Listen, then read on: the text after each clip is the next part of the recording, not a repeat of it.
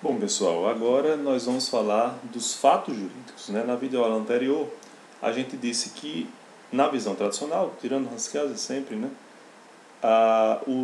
As relações jurídicas eram constituídas a partir de fatos jurídicos, fatos estes ou forçados pelo homem, né? Os atos contratuais, né?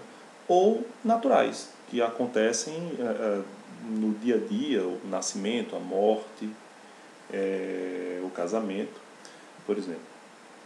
Hoje a gente vai estudar, nessa videoaula, a gente vai verificar justamente a definição de fato jurídico. O fato jurídico é entendido como um fato juridicamente qualificado, ou seja, existe como fato, né, como fenômeno, só que recebe uma qualificação jurídica, um reconhecimento. As suas consequências, elas são definidas pelo próprio ordenamento jurídico. Então, o fato jurídico é um fato juridicamente qualificado ao qual as normas jurídicas atribuem determinadas consequências. E qual seria a função do fato jurídico? Né? Ontologicamente, o fato jurídico serve como uma força propulsora das relações jurídicas. Então, o fato jurídico serve para criar relações jurídicas. A gente já falou, o casamento é um fato jurídico que cria relações jurídicas. O fato jurídico modifica relações jurídicas. O divórcio modifica uma relação jurídica já existente anteriormente, né? O contrato modifica relações jurídicas dependendo do que for avançado. Ou extinção da relação jurídica, certo? Então, basicamente, vocês já podem perceber a importância dos fatos, do estudo dos fatos jurídicos para a própria compreensão do direito, certo?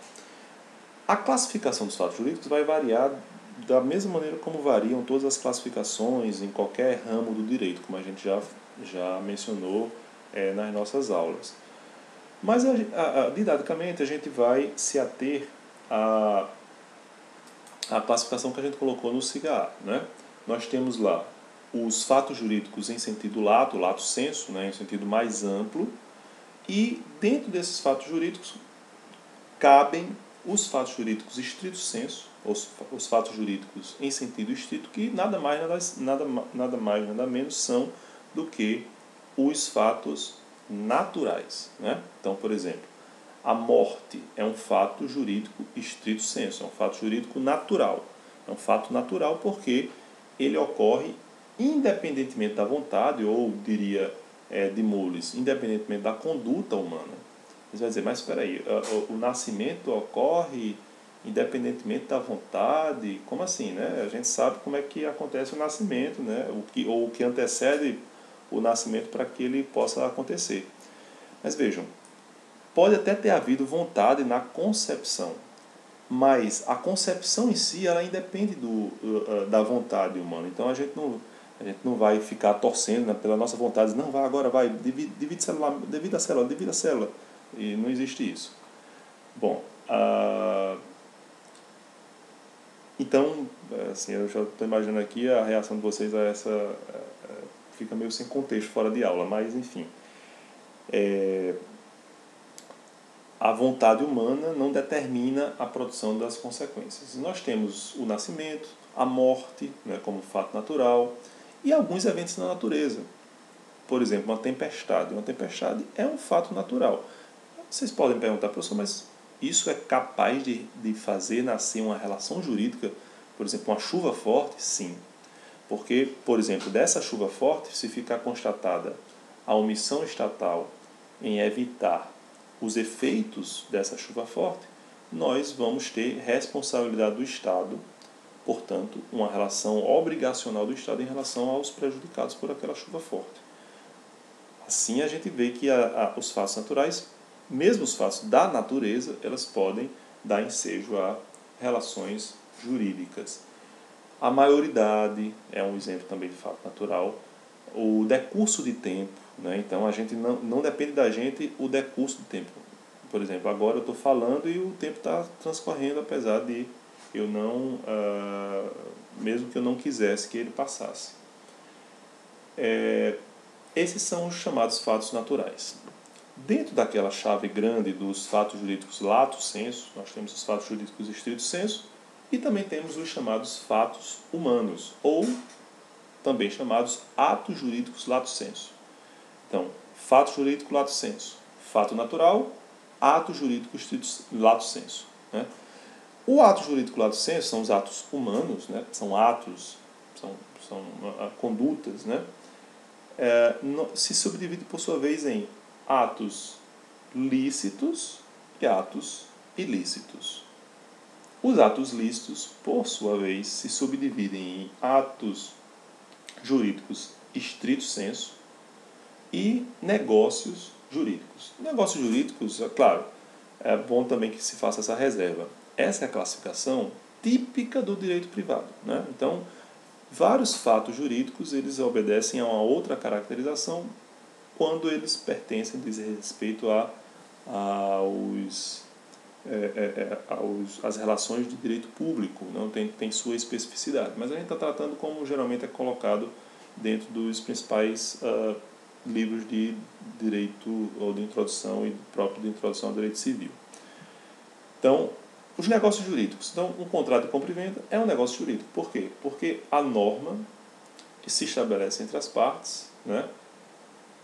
E a vontade determina não apenas a prática, como os efeitos do ato. Quando eu estou firmando um contrato de compra e venda de um imóvel, eu defino lá o prazo de pagamento, o valor do pagamento, né? Então, a prática depende da minha vontade. Os efeitos desse ato, né, também dependem da minha vontade. Eu vou dizer quando vou pagar, a quem eu vou pagar, como eu devo pagar, né, em dinheiro, enfim, em mercadoria. Eu estabeleço, a vontade, portanto, estabelece a prática e as consequências. Isso não acontece, por exemplo, nos chamados atos jurídicos estrito sensu, né? Por quê? Nesse caso, a vontade apenas determina a prática do ato. Os efeitos são decorrentes da própria lei ou do próprio ordenamento jurídico. Um exemplo muito frequentemente colocado, é o do domicílio, a mudança de domicílio. Quando eu mudo o domicílio, por exemplo, hoje eu moro em Parnamirim e vou morar em Macaíba. A mudança de domicílio, claro, a minha vontade determina a prática do ato. Eu mudei de domicílio. Isso foi determinado pela minha vontade. Pode ser uma vontade livre ou não, ou decorrente das necessidades econômicas, ou do meu trabalho, etc.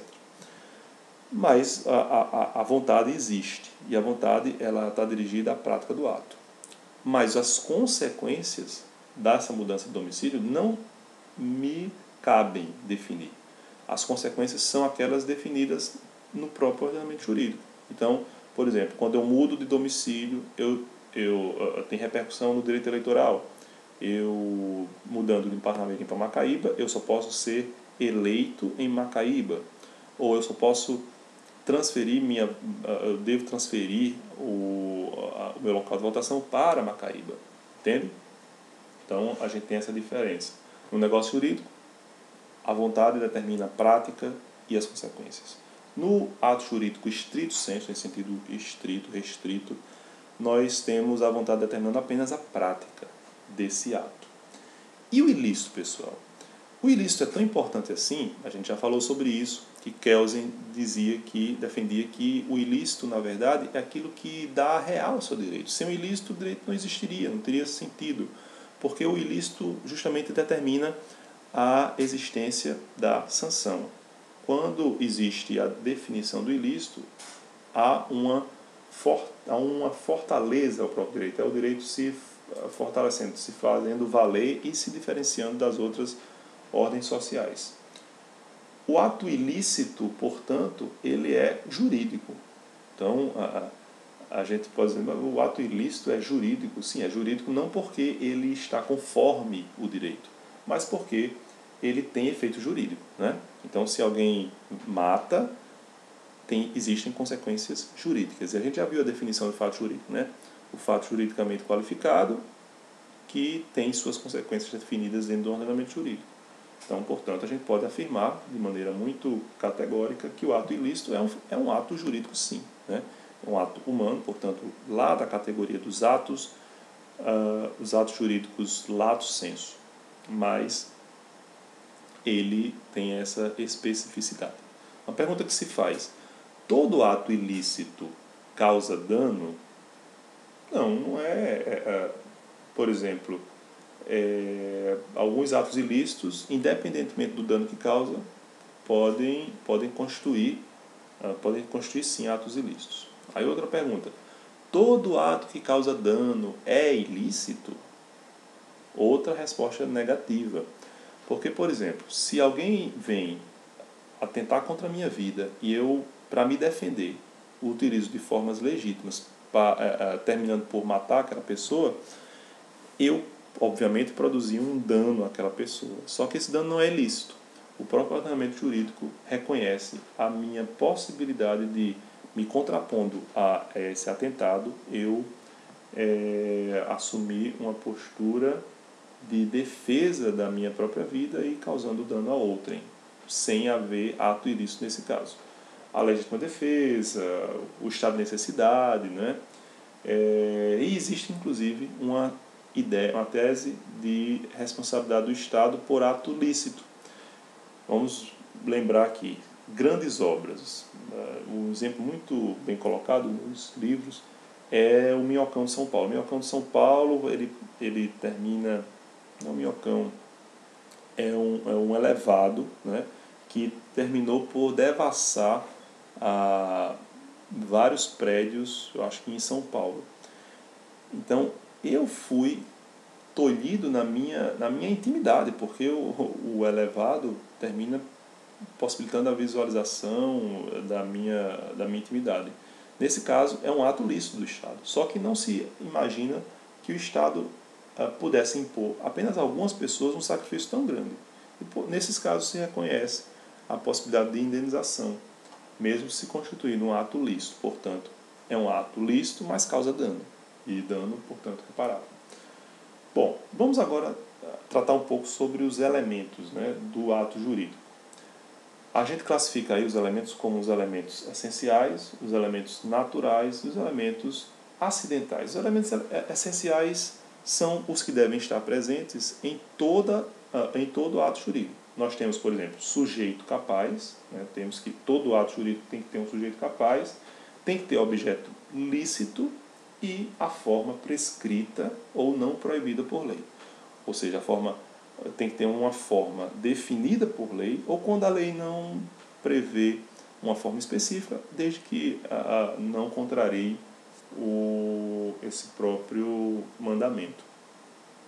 Os elementos naturais, eles são os elementos essenciais para determinados tipos de contratos, né, determinados tipos de atos. Por exemplo, a garantia contra a evicção, lá do artigo 447 do Código Civil.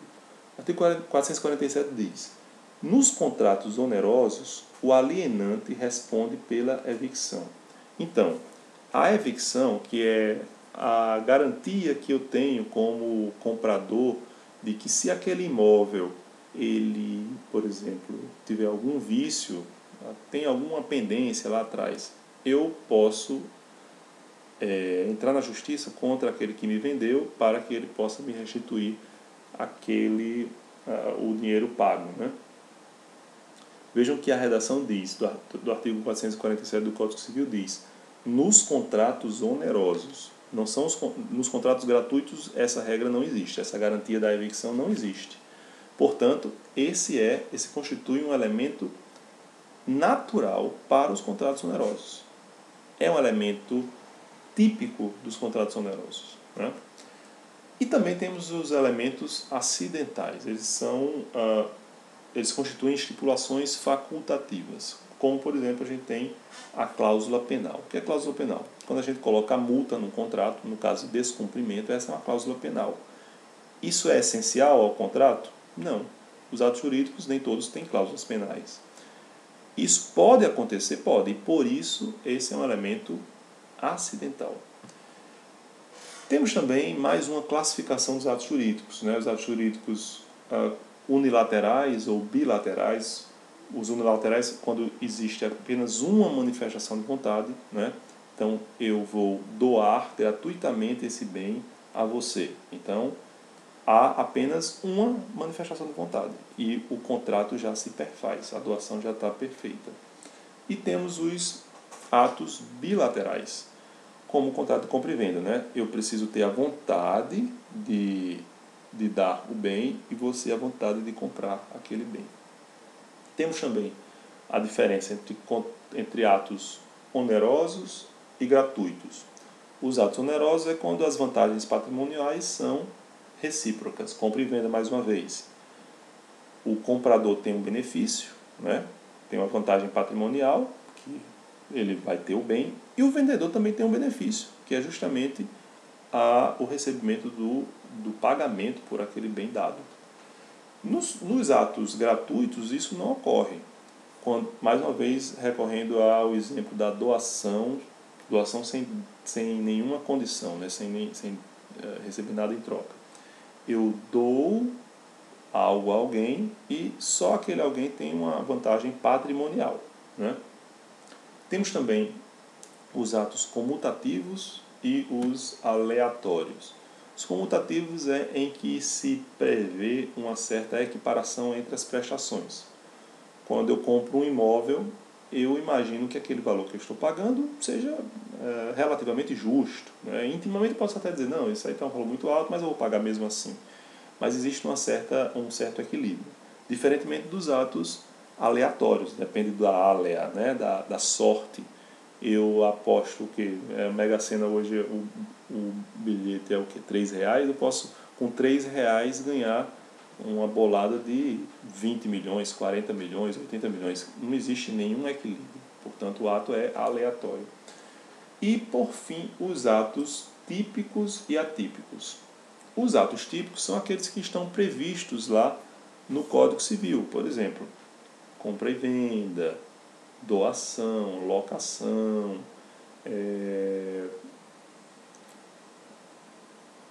empréstimo, vários contratos, vários atos que por sua repetição, por sua tradição, eles merecem uma disciplina própria no Código Civil. Ah, mas eu não posso criar um outro ato? Não pode. E esses são os chamados atos atípicos. Eles não têm uma tipicidade definida dentro do Código Civil. Vocês vão perguntar, professor, e como é que faz assim? Como é que eu vou regular esse ato? Bom, eu posso, a partir do contrato, definir os direitos e obrigações de cada um, e posso também me valer das regras gerais das obrigações ou dos contratos em geral, né? Então, isso não é problema no nosso ordenamento. Um ato atípico, né? Porque não tem previsão no código de sua regulamentação, mas existe a possibilidade de fazer uso dele. Por exemplo, no Código Civil novo de 2002, é a possibilidade de estipulação de um pacto antinupcial ou um regime de bens entre os nubentes bem característico, bem peculiar, né? Nós tínhamos antes a comunhão parcial, comunhão total, separação total de bens entre os cônjuges. Agora eu posso estipular, como nos Estados Unidos a gente vê muito. Fulana vai me casar comigo, então eu vou estipular o seguinte: se ela me aturar durante 5 anos, ela vai, e depois separar, ela vai receber 20% do que lhe caberia, né, da divisão de bens. Se forem 10 anos, 30%. Se forem 20 anos, 40%. E assim por diante. Essa é uma estipulação que não está prevista no código. Eles próprios, nubentes, é que vão fazer.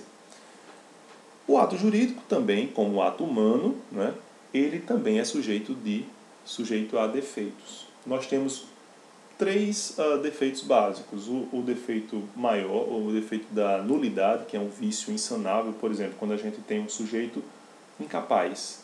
Um sujeito incapaz não pode produzir, não pode participar de uma relação jurídica, portanto aquele ato é tipicamente nulo, né?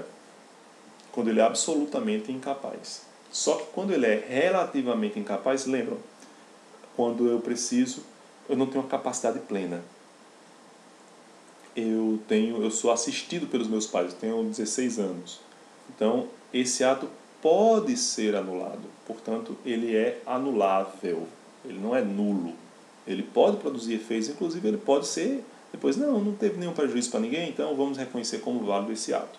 E ninguém questionou, então não há problema em relação a isso.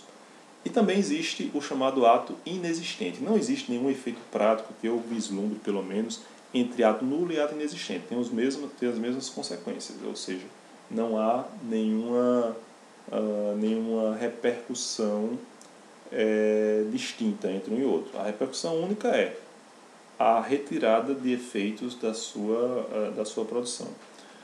É o caso que sempre se diz, a venda de sentimentos, né? Ou o divórcio em face de um casamento no religioso, um casamento religioso. O casamento religioso não precisa haver divórcio, né? Se ele for apenas no religioso. Então, faltam os elementos essenciais. Não é que o sujeito não seja capaz, é porque não existe sujeito. Não é que o objeto não seja lícito, é porque não existe objeto, né? Ou muitas vezes a forma. E por fim, pessoal, para concluir, nós vamos falar um pouco sobre a proteção jurídica, a proteção que se dá a esse ato jurídico, né? E a proteção, ela se dá tanto antes que o ato aconteça, como depois que o ato ocorra. É o que se chama de defesa reparatória e defesa preventiva. O que é que a gente estuda com mais frequência na universidade? A defesa reparatória. Eu sofri um dano, vou atrás do meu direito, né? Então, eu tenho uma autorização para invocar a prestação jurisdicional do Estado para reparar um dano que eu já sofri. Esse não é o ideal, porque o ideal é que a gente não sofra o dano. Daí a importância de a gente militar a defesa preventiva. Hoje o Código de Processo Civil, né, o novo Código de Processo Civil, ele enfatiza muito a necessidade de prevenir os danos. E as tutelas jurisdicionais são muitas nesse sentido, de fazer com que o Estado intervenha para dizer, não, eu vou fazer a possibilidade de dano antes que ele ocorra, porque o dano não é o desejável. Então, hoje se tem maior ênfase, portanto, nos chamados instrumentos de defesa preventiva. Quais seriam eles? São instrumentos extrajudiciais, né? Ou seja, não dependem da justiça, como a cláusula penal, de que a gente já falou. Mas como é que a cláusula penal vai evitar o dano? Ora, se eu estipulo lá no contrato a previsão de uma cláusula penal em caso de descumprimento daquele contrato, eu já coloco um medinho ali do outro contraente em descumprir. Eu estou prevenindo, portanto, os danos decorrentes do não cumprimento do contrato. Temos também as arras. Arras, né, um nome meio esquisito. Arras nada mais nada menos são do que o sinal, né? Eu dou um sinal para garantir, olha, se você não cumpriu o contrato, eu pelo menos tenho esse sinal aqui para me garantir, eu vou reservar um salão para o casamento. Aí eu tenho que deixar um sinal. Eu desisti de casar e tal, só que o salão, ele vai perder-se, porque ele estava lá reservado para você. Várias pessoas procuraram naquele dia e estava indisponível. Ele não tem mais a quem alugar o espaço. Vai perder dinheiro? Não. Tem a previsão do sinal, ou arras. E a fiança da mesma forma, né? Mas essa defesa preventiva também pode ocorrer extrajudicialmente. Aliás, judicialmente. Esses são casos extrajudiciais. Pode ocorrer judicialmente. Por exemplo, o interdito proibitório. É muito comum em relação aos sem terra, né? Eu estou percebendo que os sem terra estão se aproximando da minha propriedade e eu, como grande latifundiário, né, vou entrar na justiça para que eles sequer tenham a possibilidade de invadir minha propriedade. Eu estou vendo, eles não invadiram ainda. É uma defesa, portanto, preventiva. Só pela possibilidade ou pelo vislumbre de que eles invadiriam. Então o juiz determina, olha, se vocês invadirem, vai haver punição para o líder e tal. É uma estipulação de alguma indenização, de algum valor a pagar. E o chamado dano infecto, lá do artigo 1280 do Código Civil. O que seria o dano infecto, né? Esse outro nome esquisito. O direito civil é cheio de nome esquisito mesmo pela sua tradição. O dano infecto, lá no 1280, diz o seguinte: o proprietário ou o possuidor tem direito a exigir do dono do prédio vizinho a demolição ou a reparação deste quando ameace ruína bem como que ele preste caução pelo dano iminente. Eu estou vendo aqui, eu estou olhando aqui para o lado e o prédio está começando a despencar para cima da minha casa. O que é que eu faço? Eu espero ele cair e peço indenização? Obviamente que não, né? Eu posso entrar com um pedido na justiça para que a justiça determine a demolição daquele prédio para se evitar um dano maior, né? Então, isso é típico da defesa preventiva. E a gente tem aquela defesa que serve a todos, né? Que é a defesa própria, é a autodefesa, que também tem reconhecimento no próprio Código Civil ou no Código Penal também. Lá no artigo 1210, por exemplo, eu tenho um exemplo, eu tenho a definição, a descrição de um instrumento dessa natureza. O possuidor tem direito a ser mantido na posse em caso de turbação, restituído no desbulho e segurado de violência iminente se tiver justo receio de ser molestado. Então, ele pode se valer do próprio esforço para evitar, nesse caso, né, descrito, a invasão da sua propriedade. Bom, pessoal, é isso. O outro vídeo ele vai se restringir à premiação, e aí vou explicar a vocês depois como é que em que ele vai consistir. Muito obrigado pela atenção e desculpe a demora em postar esse restinho da nossa obrigação como companheiro nessa jornada de introdução ao estudo do direito.